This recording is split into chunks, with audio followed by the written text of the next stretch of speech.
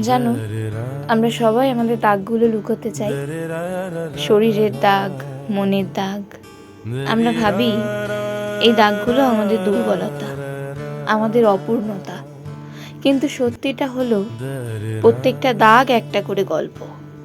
একটা হেরে গিয়েও আবার উঠে দাঁড়ানোর গল্প, একটা ভেঙে যাওয়ার পরেও নিজেকে জোড়া লাগানোর গল্প। যে ক্ষতটা একদিন আমাদের ভেতরটাকে রক্তাক্ত করেছিল, সেই ক্ষত শুকিয়ে যাওয়ার চিহ্নই তো এই দাগ। দাগ মানে হেরে যাওয়া নয়, দাগ মানে টিকে থাকা। জীবনের সবচেয়ে বড় কষ্টটা কি জানো? নতুন করে আঘাত পাওয়া নয়, সবচেয়ে বড় কষ্টটা হলো নিজের ভেতরের দাগগুলোকে লুকিয়ে রেখে এমনভাবে হাসি মুখে বেঁচে থাকার অভিনয় করা, যেন আমাদের জীবনে কখনো কোনো ঝড় আসেনি। এই নিখুঁত সাজের অভিনয়টাই আমাদের ভেতরটাকে নিঃশেষ করে।